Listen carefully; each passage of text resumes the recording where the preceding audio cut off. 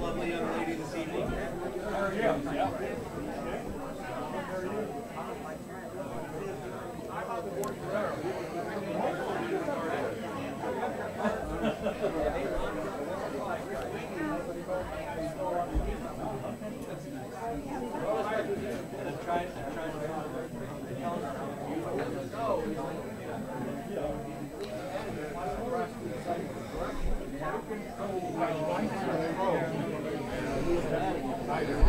Good evening, everyone. Get ready to start our program right now. It is so great to see such a full house here tonight. I want to thank each and every one of you for being here. I know that I see a lot of familiar faces in this Andrew Breitbart Freedom Center, and we haven't had regular events in this space for a while. We were starting to wonder, should we keep doing them? Can we fill the house? I guess if you don't do one for 2 months, you can fill the house. But I know that it's really about your share, that you share with us your love of freedom and your love of this country, and doing what we can to make sure it remains great. And that's why I know that you're all here to see tonight's author, Eric Eggers, whose book here is Fraud, How the Left Plans to Steal the Next Election. Now, bringing an expert on voter fraud to Chicago is a bit like bringing a chef to New Orleans to talk about food. Not only is he in the right place, but the entire audience knows exactly what he's talking about. And so that's what we have with Eric Eggers. For those of you here who are not familiar and watching on our live stream with what the Heartland Institute is all about, we're a free market, libertarian, and conservative think tank.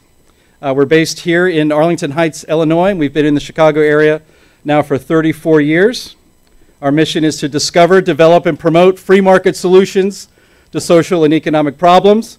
We're for more individual liberty and less government, as is everybody here in this hall. And we've been, like I said, fighting for that for 34 years. We deal just with domestic policy, so we don't get into disputes about, and frankly, you know, our board of directors being libertarians, there's lots of different views on things like immigration or foreign policy. And so the Heartland Institute has established a niche for itself on dealing with domestic policy, budgets and taxes, promoting school choice, sensible and real science on climate, and real sensible energy policy that makes economic and scientific sense, and also healthcare. We were fighting against Obamacare when everybody thought it was cool to fight against Obamacare, but we were right there on the front lines, and I think we were very much a part of almost making Obamacare not get passed. And our niche audience are state legislators. Our President Tim Huelskamp, who's here this evening, of course, is a former 3-term congressman from Kansas, but before that, he spent, was it 16 years, as a member of the legislature in the state of Kansas. So he's a perfect president of the Heartland Institute, because there's a lot of state legislators out there who have very little staff. They have a lot of things to get really informed on very quickly, because they are making very important decisions on energy policy, on school choice, on budgets and taxes. And the Heartland Institute is a national think tank that is at service to every legislator in every state around the country. And so we do that very well. And if you are interested in affecting policy in an intellectual way, in a free market way, and you are not yet a donor to the Heartland Institute, I hope you'll consider being one. There's information on your tables and how you can join us in fighting for sensible policies state by state and, of course, nationally through Congress. So if you have any questions about how to help support the Heartland Institute in its mission, you can speak to me or anybody with a Heartland tag on their shirt. They'd be very happy to speak with you. I just want to tell you a few things that Heartland has done and has coming up in the future that I think you might be interested in. Back on August 7th, we held the America First Energy Conference in 2018 in New Orleans. It was to basically promote the complete reversal in direction in America on energy policy from what Obama had planned to do and what President Trump is actually doing. Opening up more land, federal land for oil exploration. Driving the economy through having cheap and affordable and sensible energy policy in this country. If you missed it, and I don't think I see anybody who is here who is down with us in New Orleans, you can watch it all on our website. There's a link to it right there at heartland.org. Of course, the Heartland Institute is known internationally for our work promoting sensible climate policy, climate realism we call it, as opposed to climate alarmism. And we're in the midst of a new project that we call the Climate Disruption Project. There's 4 phases to it. Phase 1 and 2 have been completed. Phase 3 and 4 are in the future. A few weeks back, our friends at the American Enterprise Institute held a meeting very much like this one, although not as well attended, promoting the idea that we need to get back into that Paris Climate Accord. And you know what? The United States would do well to have a carbon tax. Well, we thought we can't count on the fact that somebody would be there to counter such crazy ideas, so we better send James Taylor, our senior fellow, just to make sure. And so he was there and he asked questions challenging them. We were happy to find that some of our friends in DC who know like us that those are terrible ideas were also there to challenge him as well. So that was phase 1. That was the easy part.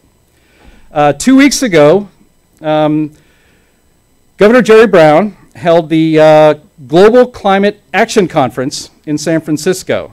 I am sure none of you watched it, because you would be among the vast majority of Americans who didn't watch it either. Because we were watching their YouTube feed of their live stream. We're going to have more on this tonight than they had on that. But we thought, you know what? We've done this in the past. There needs to be somebody in California directly countering and challenging the hot air that's going to be coming out of San Francisco. Because their program was all filled with celebrities. Harrison Ford was there. Important stuff to contribute to the debate from that guy. Al Gore, of course. Tom Steyer. Michael Bloomberg. All sorts of celebrities and Hollywood people, and then not a single scientist. Nobody there who was actually talking about with any authority and expertise on what's really happening to our climate. It was all the science is settled. Well, no. The Heartland Institute went there. We couldn't afford to stay in San Francisco for our event, so we went across the bay in Oakland and stayed with our friends at the Independent Institute and put on a 90-minute program, both of the days of their conference, countering what they were saying. We watched it, we monitored it, and then countered it with real truth and real facts. And so I'll again encourage you to look at that. You can go to heartland.org and see those presentations as well. And we have 2 more phases coming up. Our friends at IKE, which is a European conservative organization on climate, we've worked with them very much in the past. They're having a climate conference in Munich in late November. James Taylor and others from the Heartland Institute will be participating in that conference, and so we'll be live streaming that. It will be live streamed, I believe, and we'll be able to see that as well, and there'll be video of that, so you're going to want to check that out. And then really, the big finale of this project is that we're going to the United Nations Conference of the Parties meeting in Poland in early December. I think it runs from December 3rd to the 14th. We will be there. We're going to put on a counter conference that runs at least 2 days. This is exactly what we did in Paris in 2015 for COP21. And we're very happy to have gotten the support to go out and do this. If we don't do it, nobody's going to do it. And so if the world is not going to push back at the ridiculous agenda of the United Nations when it comes to climate and energy, Heartland will do it. And if you'd like to support the work that we're doing, thank you very much. It does deserve applause. And we could use your support to make that happen. So again, you can speak to Tim Huelskamp, who is rightly very excited about this project, or myself, and join us. Help us push back. Again, if Heartland doesn't do it, nobody will. 2 more other quick notes. We have, as I said, we have a full house, and it's great that we're doing more regular programs here at the Andrew Breitbart Freedom Center. We have 2 coming up pretty soon. October 10th, another Wednesday night. John Lott, America's foremost expert on gun rights, is going to be here talking. There's certainly a lot to talk about, as there always is. So he'll be here October 10th. And then on November 7th, Twyla Braze is going to be here. She has a book called Big Brother, and it's about how the electronic medical records, your health medical records, how it's not what it seems, and that there's a lot going on with your electronic medical records that you have no idea about. She gave her presentation on this book at Freedom Fest that I had seen. She works with Heartland on many issues. When I saw that presentation, I said, you've got to come in and do this for us in Illinois. You are not going to want to miss that. It is an extremely important talk that she's going to give. You'll probably walk out scared. It'll be a horror show. But you need to know the information. And then finally, of course, we have our benefit dinner coming up on Friday, October 26th. Our Master of Ceremonies is Joe Walsh from AM 560, nationally syndicated radio host, and our featured speaker is Judge Andrew Napolitano. We cannot wait to hear what he has to say about our Constitution and perhaps the Supreme Court and what's going on over there and how nutty that has been. In fact, considering what's going on around the country, in D.C. right now, it is nice to have fellowship with people who are sensible like we are here tonight. And if you like what you see tonight, please check it out on Heartland's YouTube page. It's easy to find, Heartland Tube on YouTube. You should check out our blog every day called The Freedom Pub. I hope you're all subscribing to Heartland's public policy podcast that you can find on either Google Play or on iTunes. Our podcasts have been downloaded 3 million times in the last 12 months. I told that to our guest as I did a podcast with him today. He was amazed by that number. You should be too, and you should join the 3 million people who listen to the Heartland Daily podcast every year, and I hope you will. And then again, I hope you will not just donate and support the Heartland Institute with your finances if you're able to, but also volunteer for Heartland. There's a lot of work that we can do together to advance free markets and individual liberty. And so, you know, if you want to make that part of your service project for the rest of 2018 or 2019, Heartland is a great place to do it. And with that, and thank you for your attention, I'm going to introduce our wonderful speaker for tonight, Eric Eggers. He's a research director for the Government Accountability Institute, who has worked under famed investigative journalist Peter Schweizer.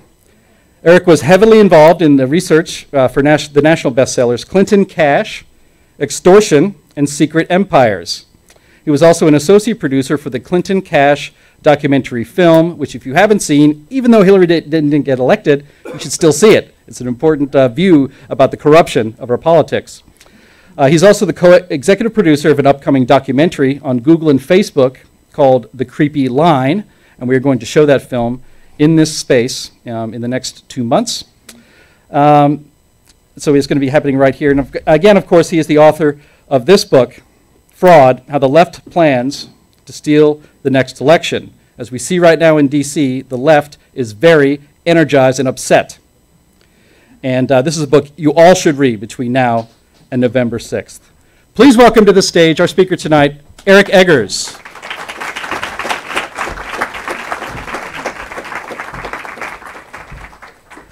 Thank you. It's great to be here.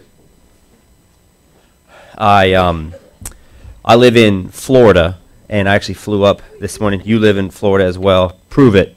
Just kidding. So I flew up this morning, and it's actually quite nice to be in Chicago to experience something. I think you guys call it. I wrote it down. Oh, fall. Fall. What is that? I don't. But it's nice to be here. And in all seriousness, it's nice to be with an organization like Heartland that's so committed to so much good work. And even more precisely, it's so nice to be in a room full of people because not only is Heartland doing great work, I know you guys are doing great work. By being here tonight and by being affiliated, I know many of you are involved in different activities, and it's great to see that, that so many people are on the ground trying to keep this country secure. Because we need it. It's something I've been involved in for a long time since I've been working with Peter Schweizer at the Government Accountability Institute. I started working with him about 6 years ago. I don't know how familiar you are with Peter or with GAI and some of the stuff that we do, but it sort of relates to this idea of voter fraud because it was a little controversial, this idea. Well, you hear a lot of pushback against voter fraud. Is it really happening? And is it really happening on a scale that's significant enough to swing elections? Of course, as Jim mentioned, we're in Chicago, and I think you guys, it's like the Cubs, the Bears, and voter fraud, right? That's what you guys are all about here. So, and no one disputes that. Our nation's history is literally intertwined with voter fraud. George Washington actually lost his first election because he had worse booze than his opponent did at the tavern in which they held the election. He learned from it. He started giving away rum and not beer, and he won. And that's what launched his political career. Some of you are going to make that choice later tonight. And so, congratulations to you. But it's George Washington started with that. The absentee ballot, the concept of voting somewhere other than the polling place, actually originated in Louisville, Kentucky, because you had a political kind of a boss, kind of a city boss. He was the police chief, and he was involved in electing people, and he realized that he was going to lose his slate of candidates was going to lose the next election. So what did they do? They said, well, all right, we're going to hold elections somewhere else. So we're going to go to the House, and we're going to have our guys go in there to count it. And wouldn't you know, he stayed in power, his guys won. You know, all the way through the Kennedy-Nixon election, of which the Chicago, and specifically the people that live in cemeteries, played a very key role. And that, you know, it's like that's a source of pride for the Democrats in Chicago, right? So I think what's interesting is that no one disputes that electoral fraud is a part of our country's history. Yet to suggest that it's a part of our country's present, or that it might be part of our country's future, is somehow controversial or conspiratorial, or worse, and we'll talk about this, racist. And so we'll kind of get into some of the reasons why. But of course, myself, and having worked at the Government Accountability Institute, I'm used to having some of the reporting that we've done be called controversial, okay, and be called conspiratorial.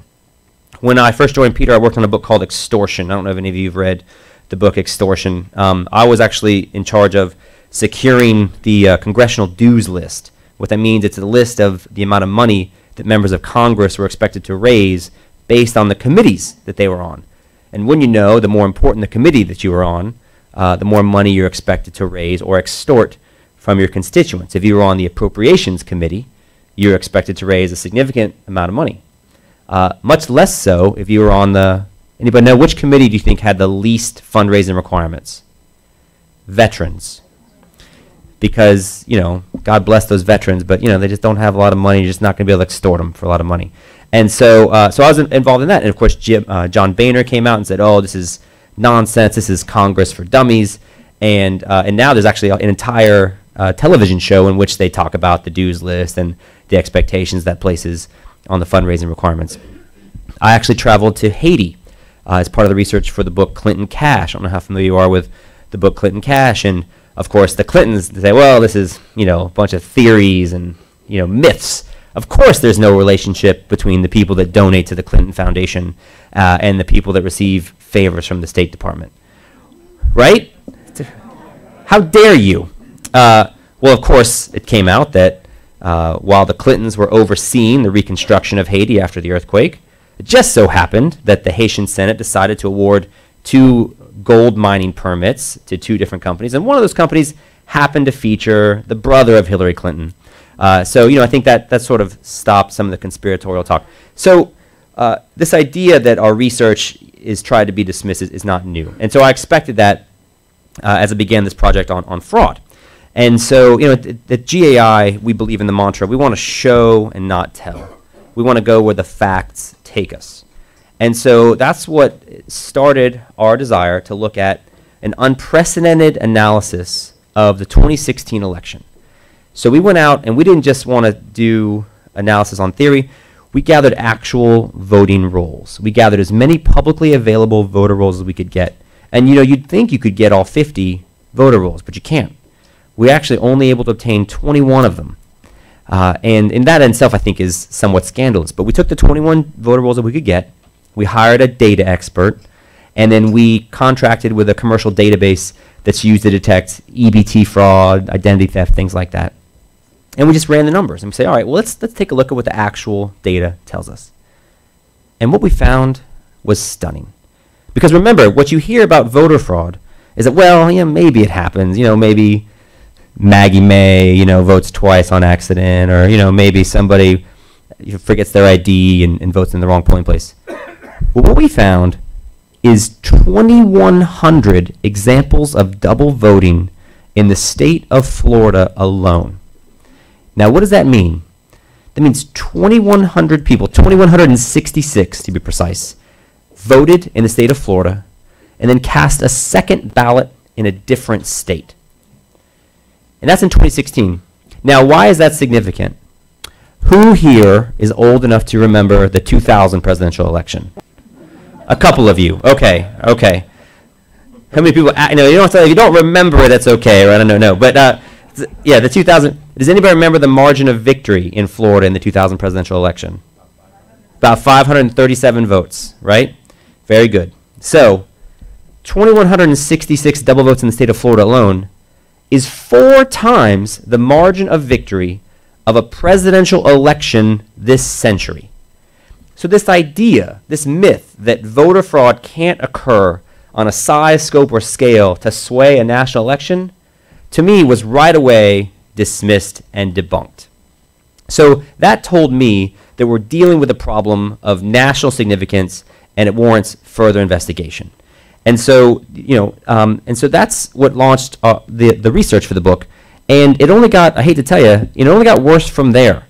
The fact that 2,100 people could double vote in the state of Florida isn't unusual when I found out that nearly 3 million people are registered to vote in more than one state. Now, there are some innocuous reasons for this. I actually spoke to a conservative radio host a couple weeks ago, and I was explaining that stat, and he said, well, yeah, I used to be registered to vote in New York because I lived in New York, and then I moved somewhere else, and, I didn't tell anybody because it's none of their business. And so, sure, right, if that's your belief, but then so they became registered to vote in a second state. But, yeah, nearly 3 million people are registered to vote in more than one state. The Supreme Court cited statistics that said nearly 24 million voter registrations in this country are wrong. That's 1 in 8. President Obama's own Commission on Election Administration admits that at least 16 million are incorrect or fatally flawed, and in some states it's as many as 1 in 7, or 15%. So we know we've got significant problems with the voter rolls. Well, why does that matter, right? What's the fact that there's problems on the voter rolls, how does that translate to fraudulent votes being cast? Well, that's a question that officials in the city of New York asked themselves, because they knew that they had all sorts of irregularities in the city of New York. And so they said, all right, well, let's take a look and see just how easy. Okay, we know there's problems, but it's a big country.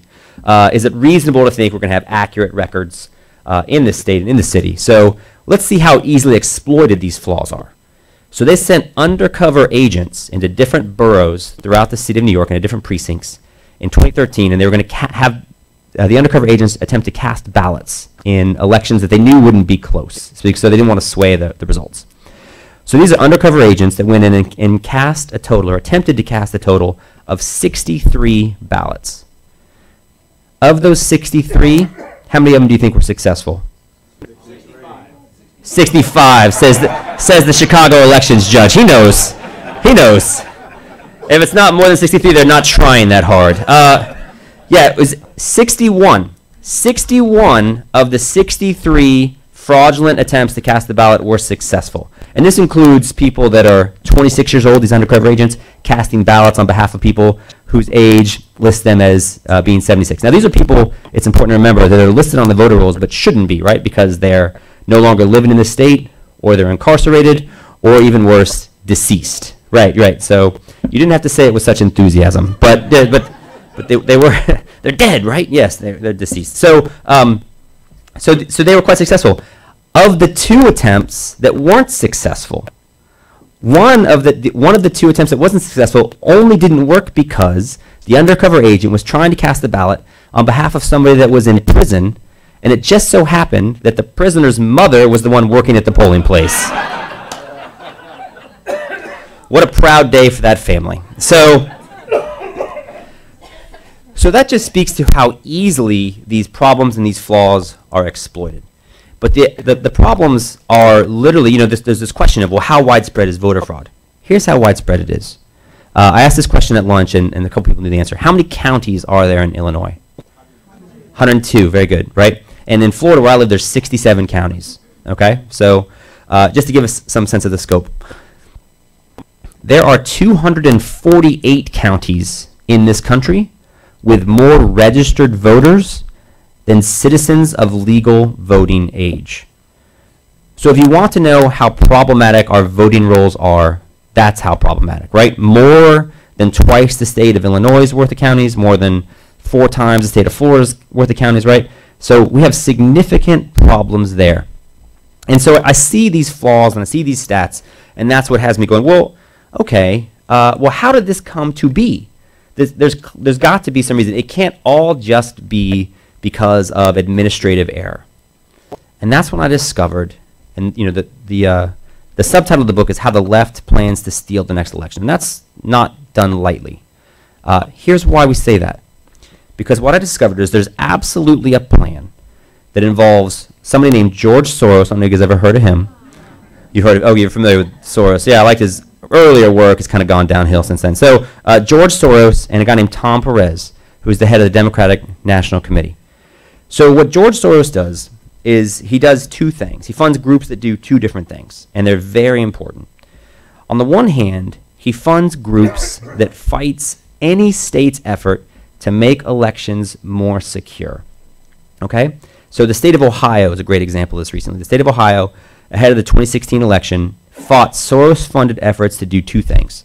Number one, continue to implement voter ID, right? Because there's lots of legal arguments that, well, voter ID is oppressive, it's unduly burdensome, it's racist, right? But the elderly, they can't be expected to find their ID. Anybody have a hard time finding their ID tonight before you got an alcoholic beverage at the bar tonight? No problem? Okay. Yeah, I mean, the reality is, if you want to get a beer, or if you want to get on an airplane, or ironically, if you wanted to go to the Democratic National Convention in 2016, you'd needed a driver's license.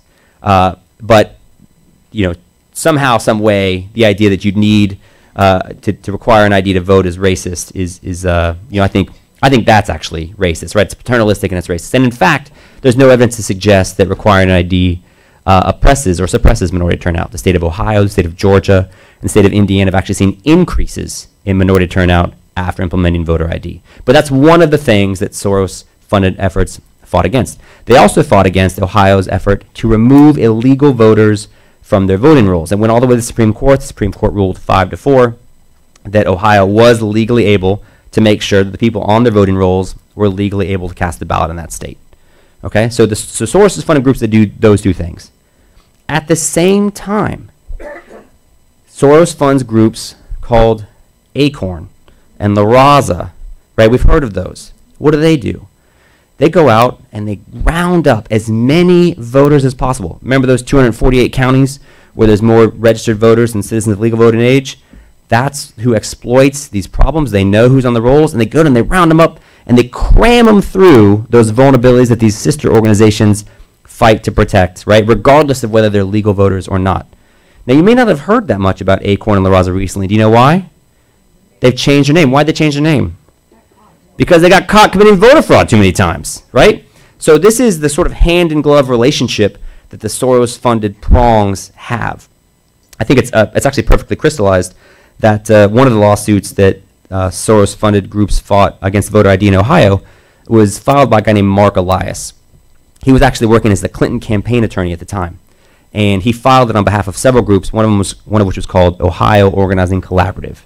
Well, they had a little problem after that lawsuit was filed. Turns out they had a few employees that were registering illegal people to vote and dead people to vote, and they had a couple of employees sentenced to prison, right? So I think it crystallizes the relationship between the legal effort to block it and then the boots on the ground effort to exploit it, okay? And so that's what the George Soros funded groups are doing. But he also actually funds a third entity, and this is also important. So do you guys remember the close congressional election in Ohio just last month, right? It's the Ohio 12th congressional district, a Republican versus a Democrat. It was a special election.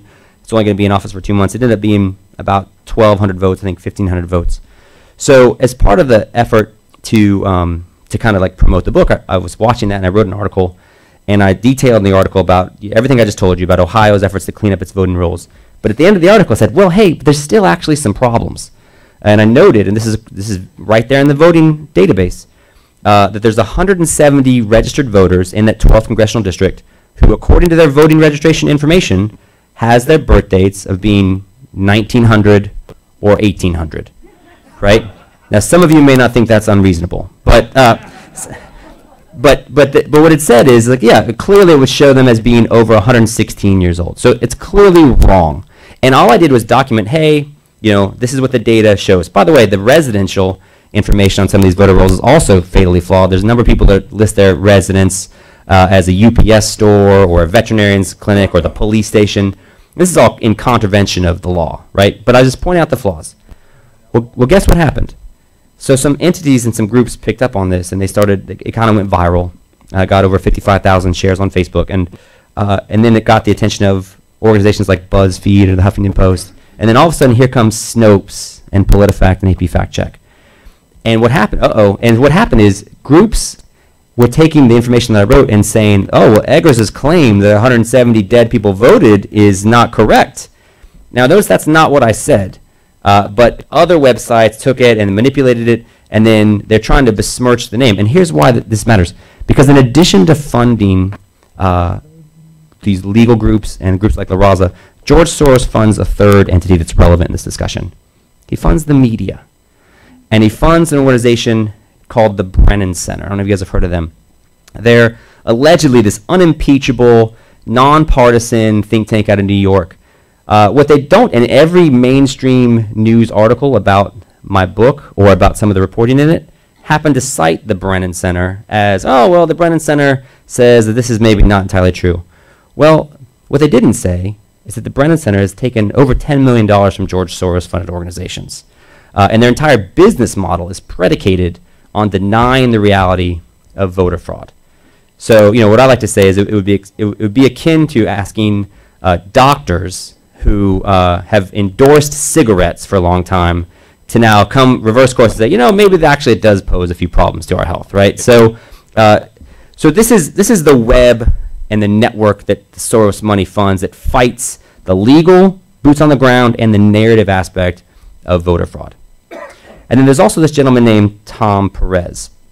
Now, Tom Perez, because this is why it's so important. So you have to deny this idea that voter fraud's a problem. And then here comes Tom Perez. Now, Tom Perez is the head of the Democratic National Committee. Before he was there, he was with the Obama Justice Department in the Civil Rights Division, which oversees voting rights. Before that, he worked for another Soros-funded group called Casa de Maryland. Now, Casa de Maryland has one main political objective. Guess what it is? Advocating for the rights, including voting rights, of foreign citizens. And so this is the play, because the Democrats have seen this. Remember when there was this discussion about whether to include this question on the census of, are you a citizen? Highly controversial, right? I know I'm not comfortable answering that question. Right, yeah. But what was the claim that the Democrats made? Oh, well, that's voter suppression. Now, wait a minute. How is asking if you're a citizen akin to voter suppression? Here's why. Because they know, there's this phrase, demography is destiny. They know who the emerging demographic groups are. They know that the foreign citizen population is increasing. And so there's clearly a plan to increase foreign citizen voting in this country. For the first time ever, a majority of Democrats believe that illegal immigrants should be allowed to vote. And as you guys know, in Chicago, right, illegal immigrants can vote in certain elections. Illegal immigrants can vote in San Francisco in certain elections.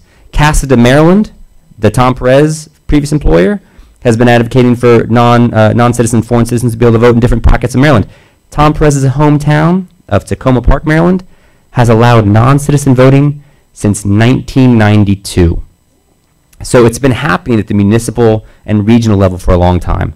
But just now there's beginning to see this push to have it occur at the federal level. And that's why it was noted by many when Donald Trump said a couple of months ago, hey, we believe only Americans should vote in American elections. Well, problematic, right? Because that's clearly what the kids call a microaggression against the foreign citizens. So, but this is the push. But here's the problem.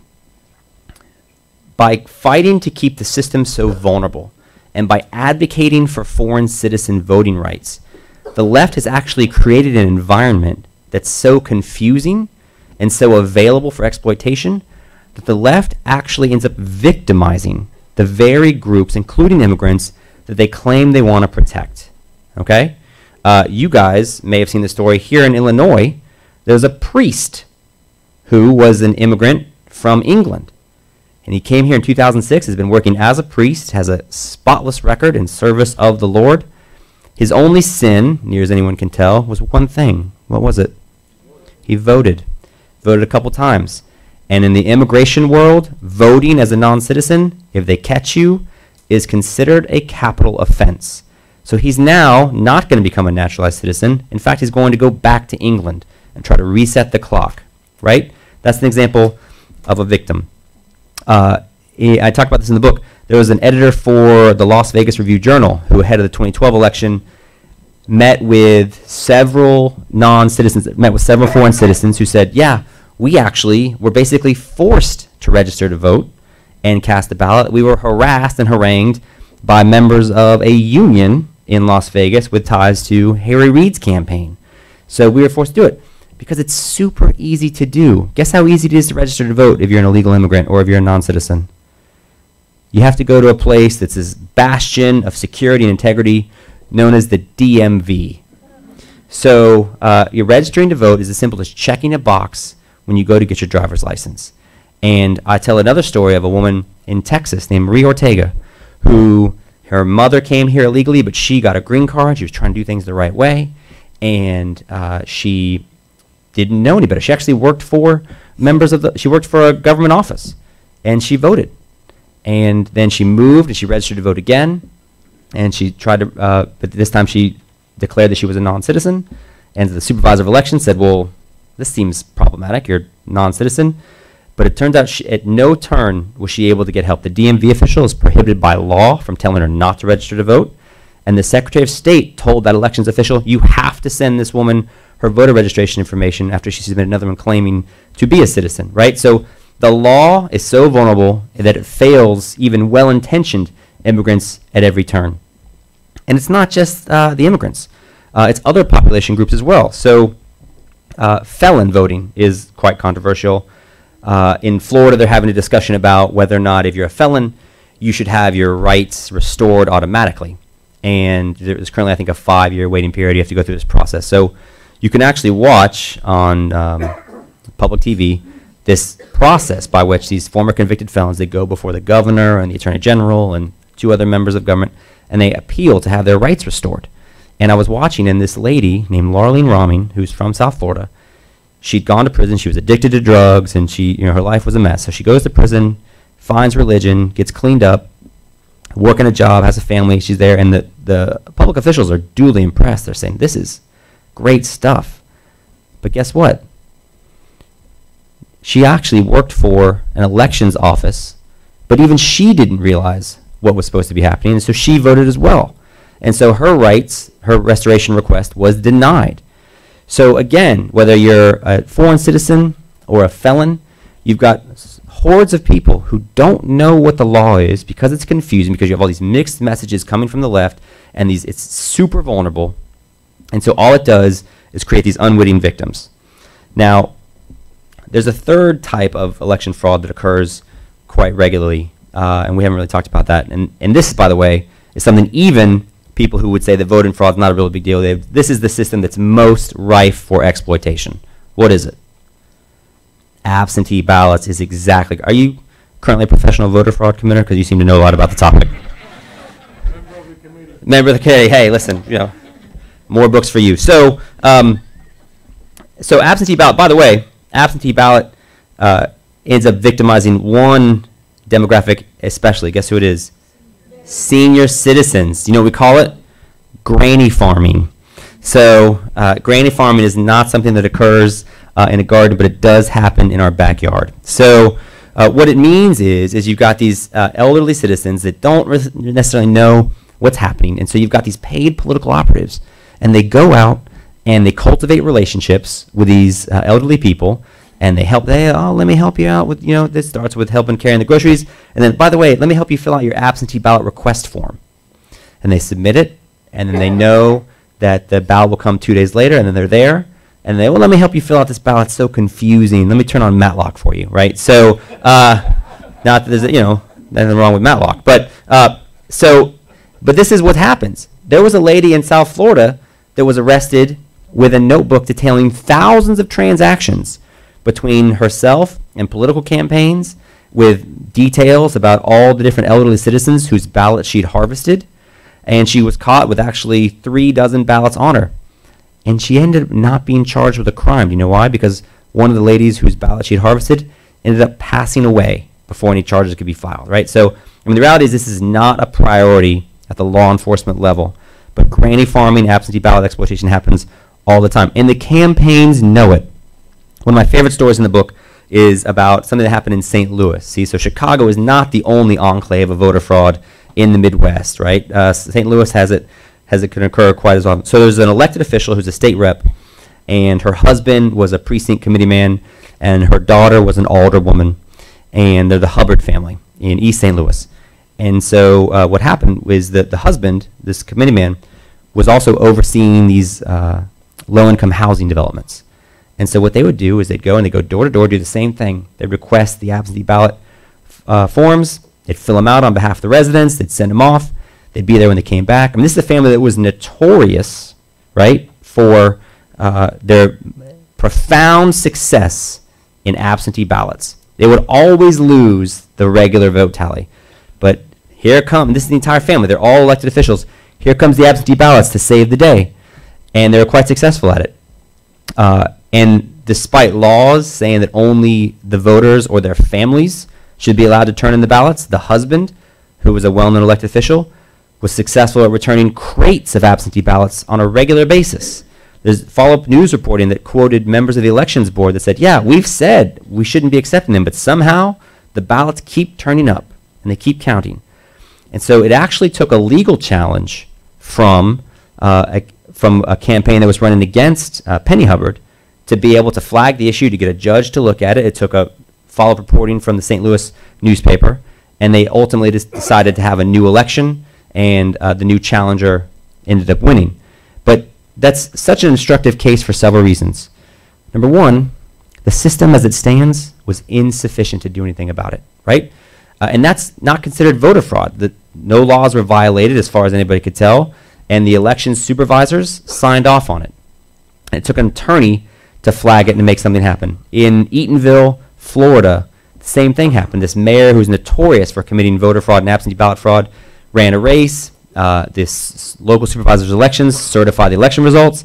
Everything was good. It took finally a lawsuit by the challenger to be able to raise it to the issue that we could have some national analysis. So, I mean, when you hear this discussion that voter fraud's not a problem, it's because the Brennan Center puts out this narrative that, well, it's as common as a lightning strike.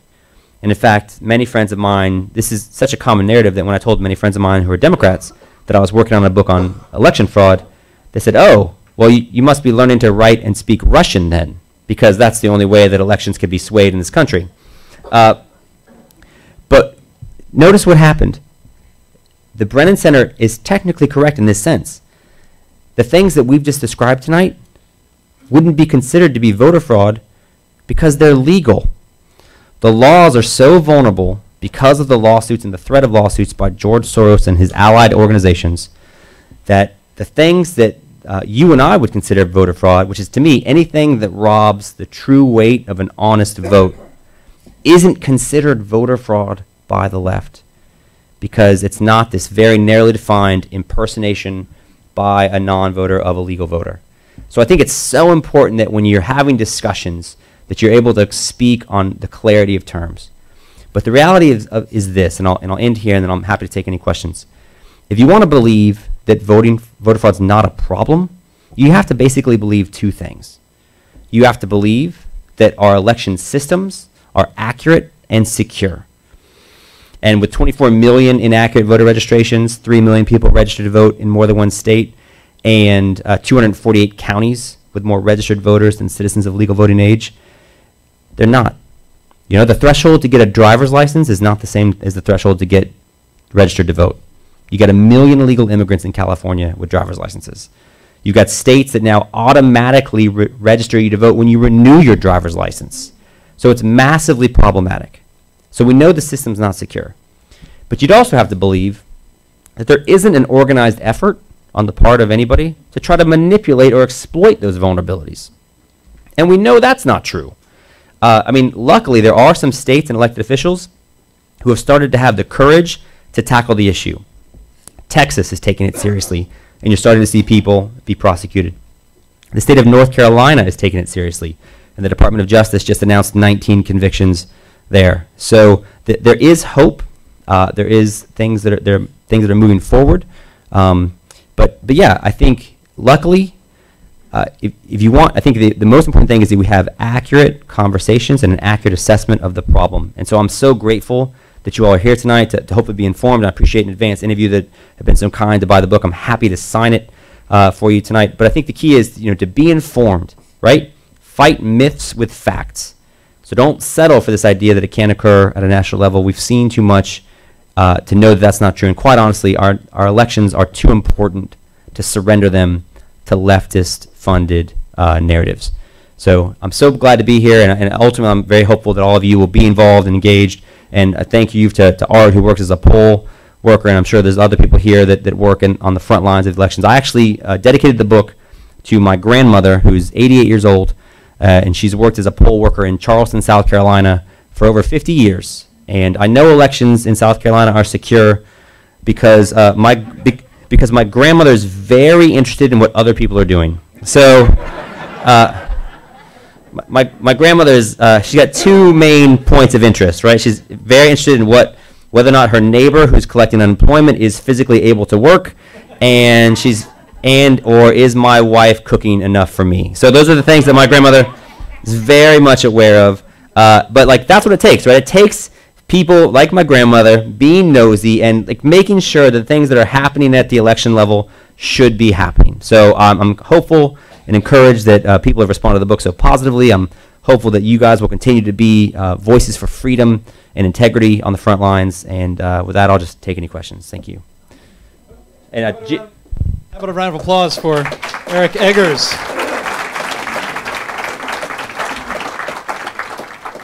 Fantastic. Now, I'm just going to go over the ground rules very quickly. Please raise your hand if you have a question. Though it is tight quarters in here, we will get around to you.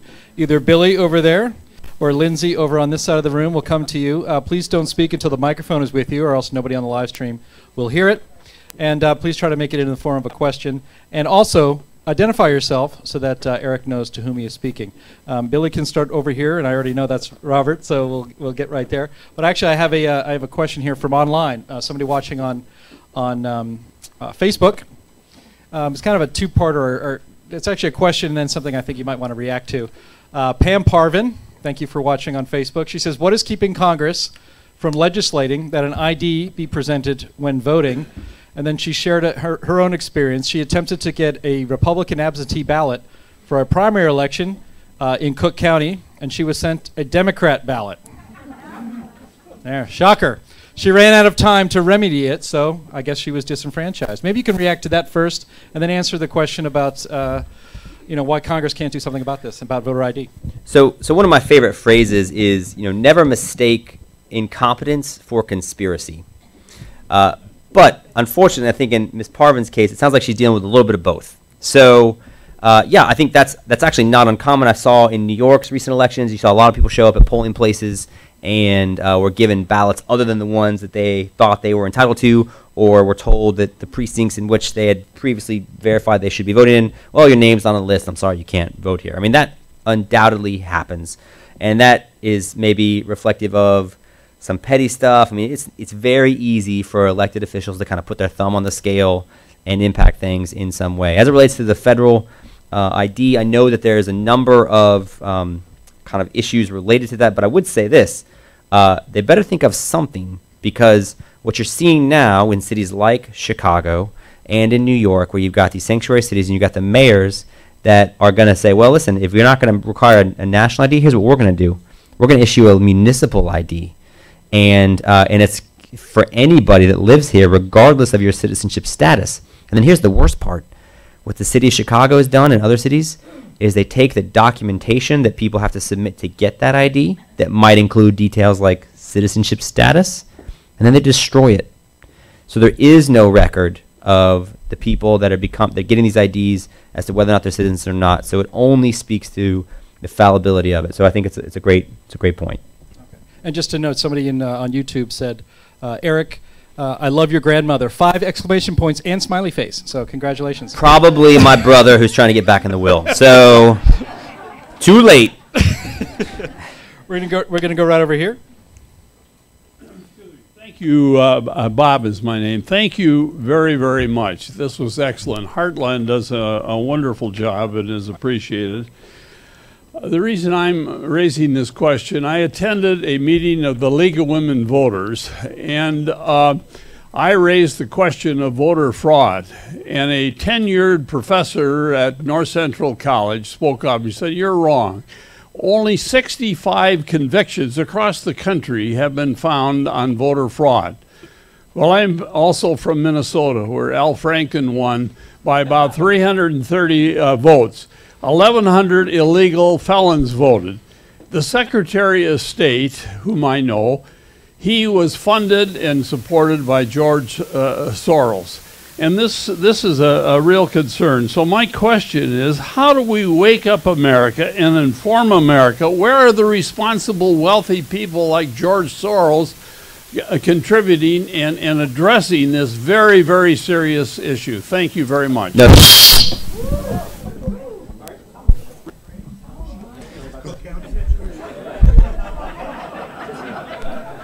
I think you just got your answer from George Soros. So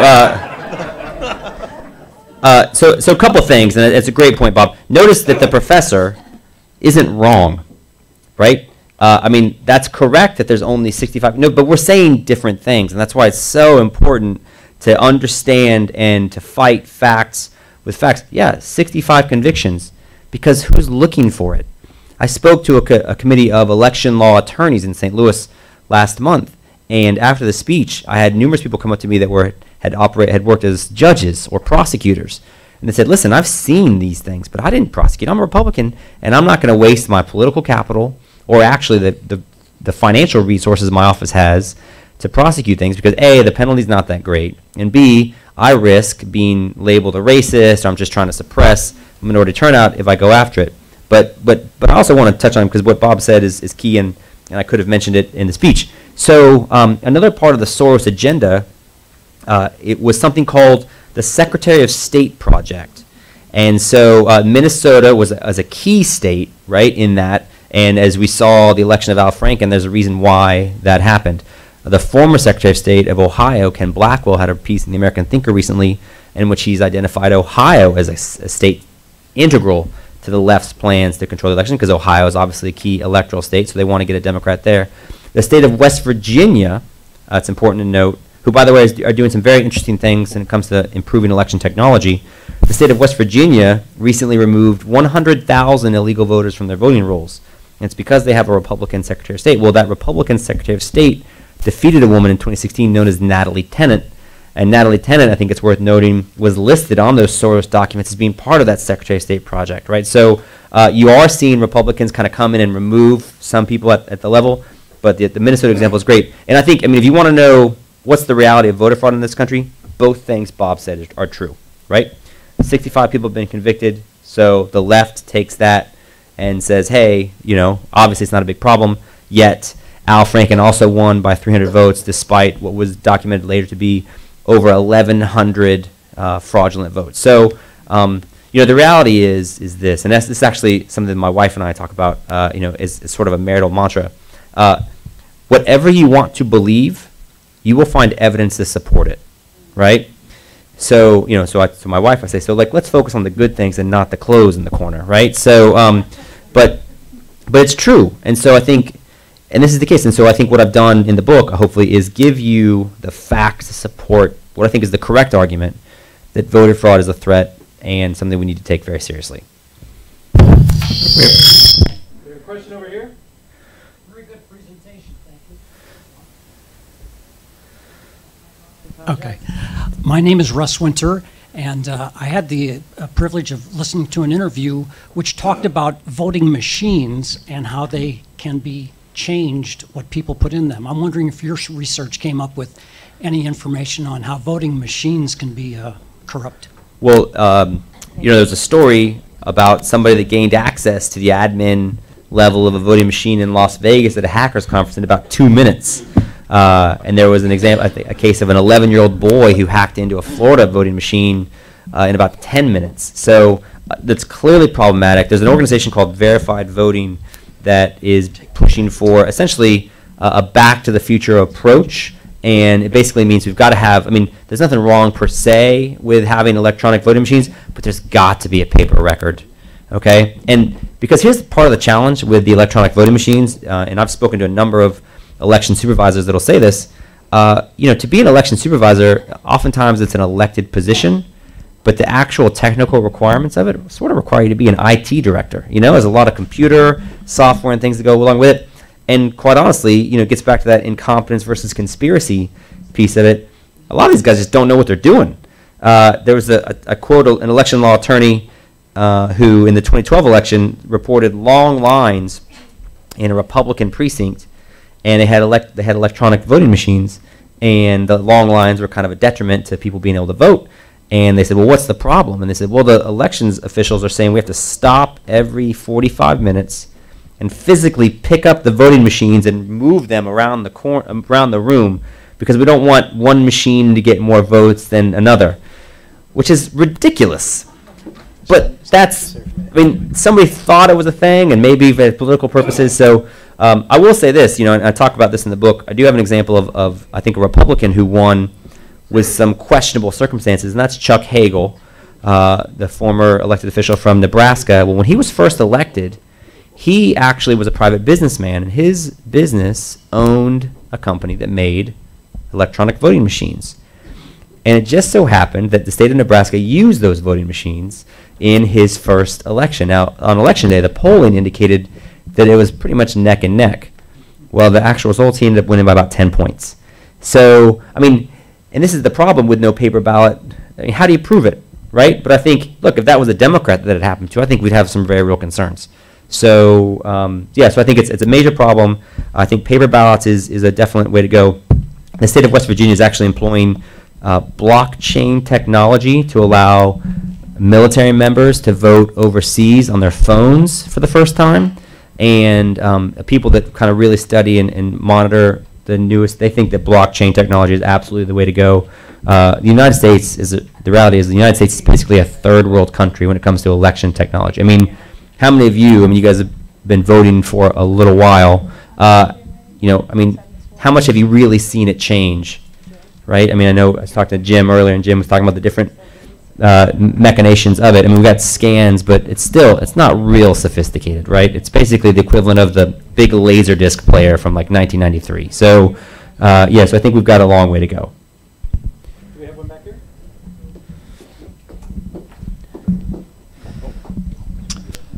Good evening. I am a 10-year legislator from Wisconsin. Have been on the elections committee all those 10 years. I'm also a poll observer since '04 in the city of Milwaukee. One of the things we did as observers, we would station people on the Illinois border and monitor anybody with a busload of people crossing the state line and following them to see where they go. Now, have you experienced anything like that in your career? Well, I've never followed a bus, and if I had, I wouldn't admit it now.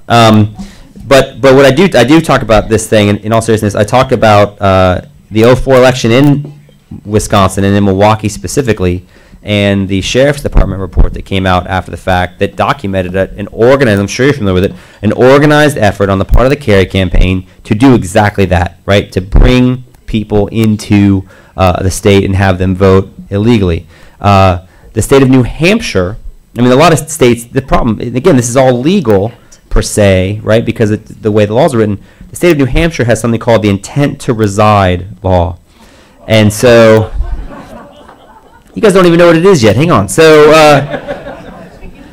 I believe you. So, and actually quote, he's a Democrat, but he's, I think, an honest man and somebody that's trying to do the right thing. The Secretary of State in New Hampshire is a guy named Bill Gardner. And he talks about how he was personally witness to voter fraud because he saw somebody, then it was kind of this college group that was kind of being busted in, so somebody came to the polling place that he happened to be at, and the college kid wanted to vote. And they asked, well, do you live here? And he goes, no. And he goes, oh, I guess that means I can't vote here then. And they go, well, hang on. Just don't be hasty. Do you think maybe you might live here one day? Is there any part of you that might desire to live here? The weather's nice, maple syrup is terrific, the bed and breakfast season's really nice. And he said, well, yeah, maybe I could see myself living here. And they said, well, right this way, young man, you can vote. And Bill Gardner saw that, and he's like, that's wrong. But here's the problem. The law didn't allow him to do anything about it. And this is the top elections official in the state. So he's actually been a big proponent of doing full audits, and there's a couple systems that do allow for the verification and the cross-check to occur. And so he's actually just put New Hampshire through a very rigorous analysis because this is his remedy that he has available to him. So I mean, God bless you. How many people have worked as an elections official or elections watcher?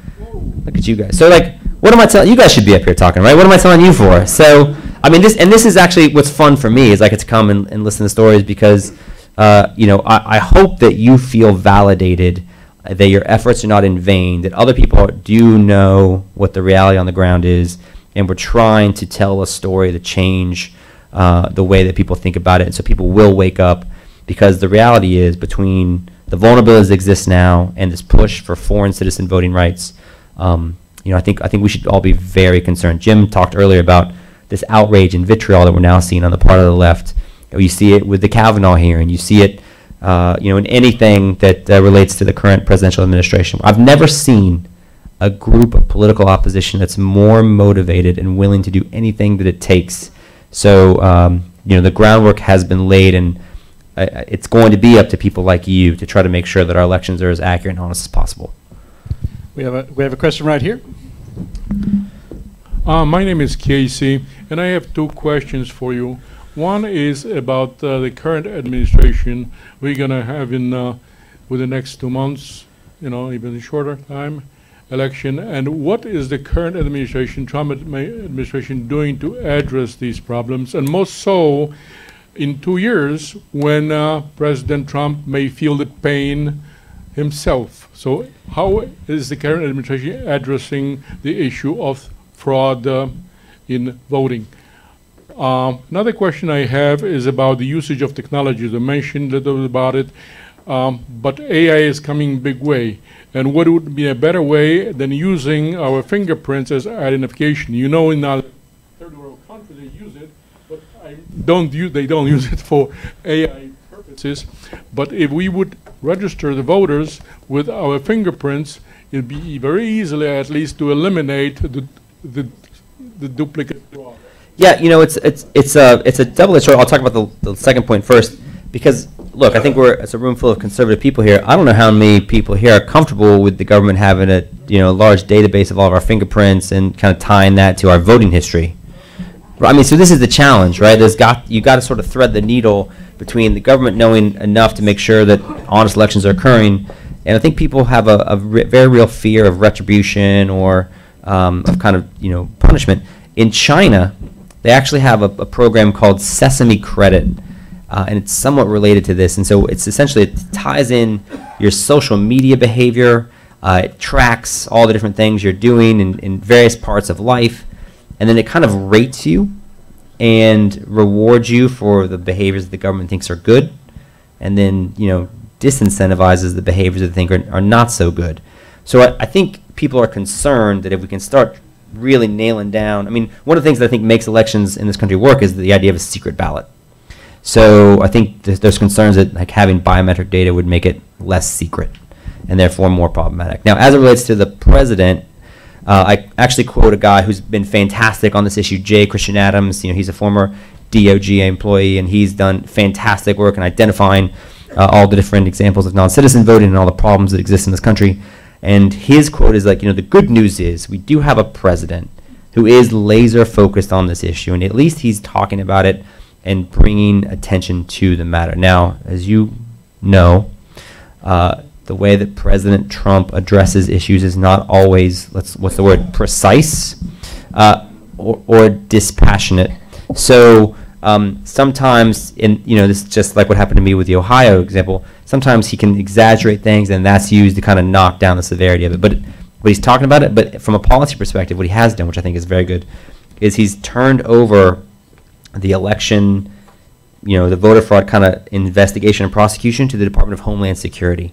And so they're going to have access to much more data than his Presidential Commission on Election Administration would have had. It was actually, the way it was structured is significantly flawed. Chris Kobach, who wrote the afterword to my book, who's the Secretary of State of Kansas, he's been basically the biggest elected voter fraud proponent, right, in terms of trying to be aggressive and go after it. So he was named, I think, vice chair of the commission. But the way it was written and the way the laws are in terms of the privacy of the data, Secretary of State Chris Kobach wasn't allowed by law to give Vice Chair of the Election Administration Chris Kobach the data he was asking for. So the hope is that with Homeland Security, there aren't some of those legal entanglements and they can kind of just do what they need to do. And that's one of the reasons why you saw, I think, 19 people prosecuted in the state of North Carolina recently were charged because of the Homeland Security investigation. George, I got a comment and then a question. I'd just like to comment on the election process here in Illinois. In that, one of the things that's happened in the last 20 years or so, post 2001, is that the counting of the ballots has gone from being counted at the precinct level to being counted at the county level, which means that it's now very difficult to find out how many people voted, even in your home precinct. I mean, it's like a secret. You can't just find it very easily, even after the election. And then the other thing that's happened with the making electronic voting is that the judge's job has become much more complex. The judge's manual pre-2001 was less than 100 pages. If I remember rightly, it was about 75. It's now 350 pages. And the only one who's supposed to really understand it is the equipment manager. Right. But it's turned the judges from judges to basically being an administrator, because there's really no way to stop people voting. You have to let them vote, even if you think they shouldn't be voting. And then my question has to do with fraud in nursing homes. We had someone here who worked at Heartland who had been in a nursing home on election day, and it was clear that the election judges were actually voting for many of the patients. Sorry. Freudian slip. Yeah. And I just wonder if you have any evidence of that. So after the book came out, I've received sort of anonymous comments from a number of people who've said exactly what you said. They've said they've personally witnessed, whether it's residential facility employees or elections officials, casting ballots on behalf of elderly people at nursing home residents specifically. And we talked about New Hampshire and their bizarre election rules. The state of Minnesota has another interesting, you guys, I mean, it's not too far from here, right? Does anybody know what's the rule for voting in Minnesota if you want to same-day register to vote? It's called vouching. So what it means is you don't even have to have ID. And Tim just took another drink. He's like, vouching, tell me about it, man. So vouching is essentially this practice where if you don't have ID, you can still vote if you have somebody that you can point to and say, well, I know, listen, I'm Eric, I promise, but you don't have to take my word for it. Here's Jim. Jim will tell you all about me. And so Jim will say, yes, that's my good friend Eric, and here's his address, let him vote. So, and the laws have been such that you can actually vouch for, I think, up to 8 people now. That's down. It's down from, I think it was 12 before they changed the law. But for people that work at residential facilities, for people that work at nursing home employees are allowed to vouch for as many elderly people as show up. So it's a system that's rife with problems. And, I mean, the reality is elderly people, I think, are the most exploited demographic when it comes to voter fraud, and much of it's legal. And that's the reality. We're going to go right over here. My name is Amapola, President of Legal Immigrants for America. I came to America legally, and I am 100% certain that the illegals that cross the border are transforming America.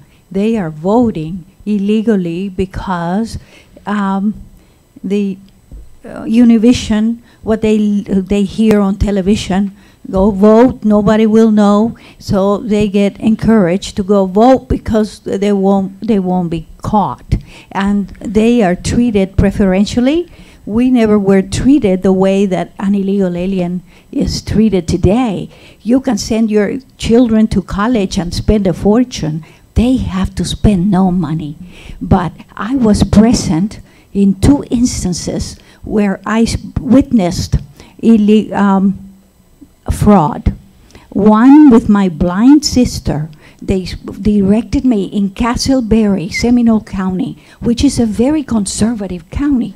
They sent me to the machine, the computer. I put in my vote for her because she's blind. 3 times, it was blank. It retained only her name, and that was it. We walked away frustrated.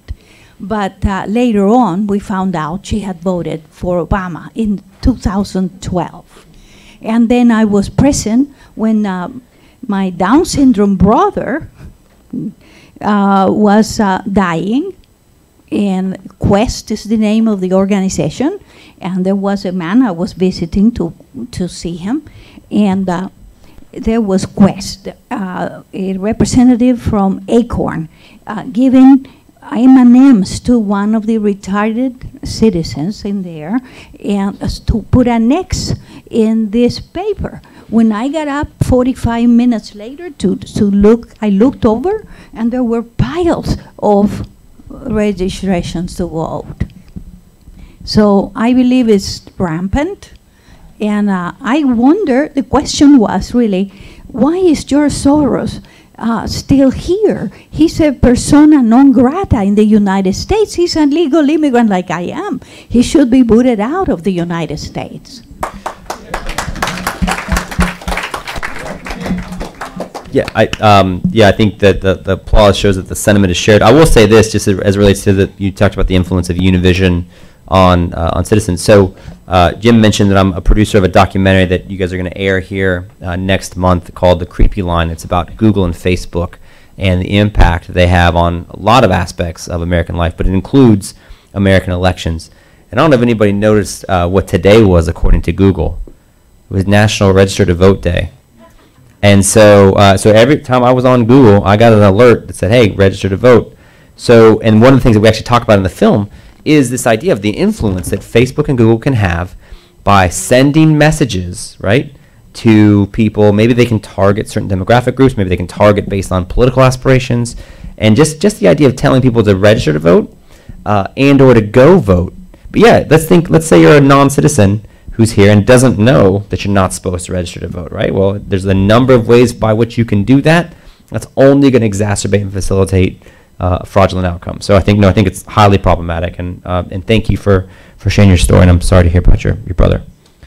We have time for a couple more questions. We'll go right over here. Hi, I'm Larry Greenberg. I think one of the problems, I'll come to a quick question, is that we have 50 states. Each state regulates its own voting. Each state is chartered to do that.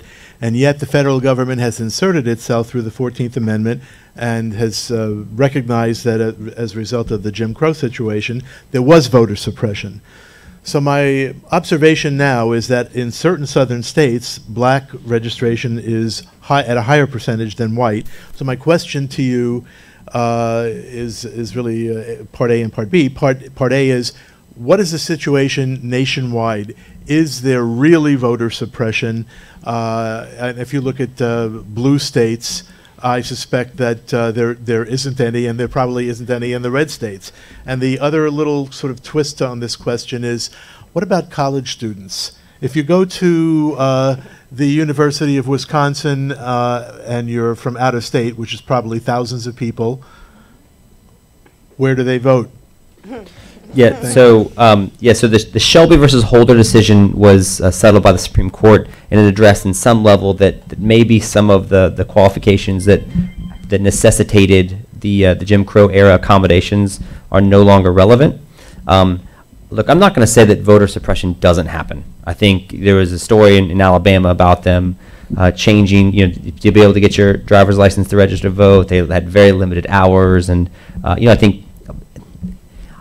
think it's not a win for conservatives or Republicans to act like voter suppression doesn't happen. I mean, it's been true that people that were legal citizens, that were legal voters, were removed erroneously from voter registrations as part of these purges, these removals of voter registration data.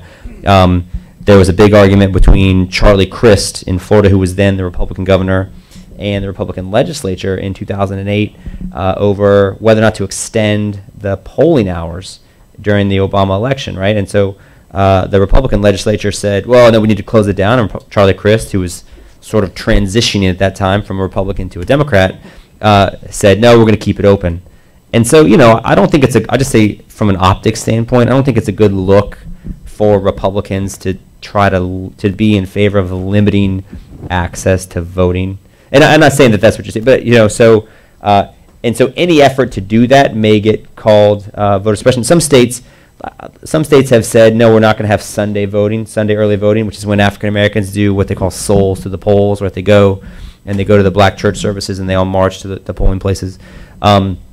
So I think it, you know, if that's considered voter suppression, I think that does happen. But what's the percentage? I mean, Right. I cannot cite a statistic for you as it relates to that, but I do think that there are instances in which voting is made less available in a tactical way that may disproportionately impact minority communities.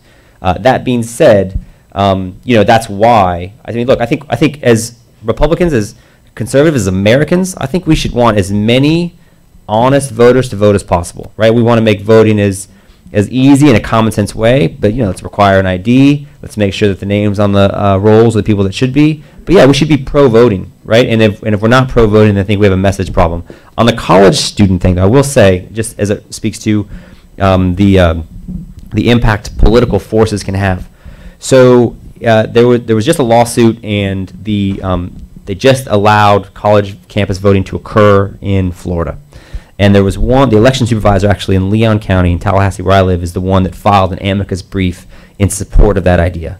And so they said, okay, we're going to allow college campus voting. But when it came to actually implement it, this guy whose name is Mark Early said, well, actually I have some very real concerns about our ability to do this safely and securely, so I actually don't think we're going to do it. It's just not going to work. Well, here comes the League of Women Voters and these college campus, and I think the ACLU and some other groups, and they applied so much political pressure that he ended up relenting. They are going to allow early voting on campus at one site, and there's some other practical reasons for it, but I think it speaks to sometimes the decisions are made more because of political pressure than you know, common sense administration and governance. Okay, but that's a great question. We have time for just one more question right here. Hi, my name is James Mitchell from Lake County, and the question I've got follows back up on the nursing home. For example, people can go and say someone is mentally unstable if you're a veteran or if you own a weapon, and they can take that weapon away from you. I'm not suggesting then that somebody who is in a nursing home. However, if someone is in a nursing home and they can't really function for themselves, they may be able to communicate, so therefore they do need legitimate assistance to participate in some other things in life, to vote, which is one of the guaranteed rights. But if you're such that you can't, and whether it's dementia, Alzheimer's, stroke, some other kind of paralyzing injury, how do we protect ourselves then without onerous rules and the heavy hand of government? But yet, this is the area that you're talking about that we really have to watch very closely. And so if there is a living family member, then maybe, the only way that person can vote is that family member's got to be there, or some such. Yeah, the law typically allows for either the voter, or I think it's like 1 degree separation relative to be able to, I think maybe the term is 2nd degree relative, to be able to deliver the ballot. But what I think we want to stay very much away from are the absentee ballot request forms that are clearly all filled out by a political operative, or the absentee ballots themselves where the signature doesn't match. And I talk about an example in the book in which you had hundreds of absentee ballot request forms submitted, oftentimes on behalf of elderly people, on behalf of blind citizens, on behalf of immigrants. And the supervisor of elections flagged and say, hey, these signatures are all the same, but you had to send the ballots out to the voters, where they were inevitably harvested by the political operatives. And ultimately, the sheriff's department ended up investigating, and no charges were filed, partly because the state attorney has political aspirations and didn't want to alienate that demographic group whose votes he needs for his next race. So no, I think it's a very real problem. But you're right, and this is the challenge, right? Because how much government do we want, and what role do we want them to play? But I think it's a real shame. I will just say thank you, sir, for your service, and thank you to anybody else here that served this country. And thank you to all the people, I can't believe how many hands are here, who continue to serve this country by being elections law employees. It's honestly, it's very inspirational, and it's very humbling. So thank you very much.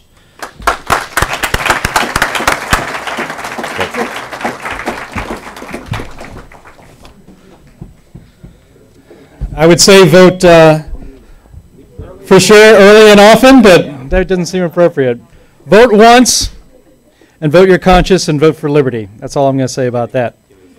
Yes, Eric is going to be here to sign his books, and we still have a few left.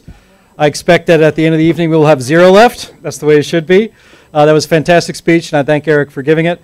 Just one last reminder that we are having our benefit dinner on October 26th. There are some flyers on your tables with our featured speaker, Judge Andrew Napolitano, and also Joe Walsh is our Master of Ceremonies. If you want to support Heartland, that's the place to do it, and we really hope to see you there. Thank you very much. Safe home, and we'll see you next time.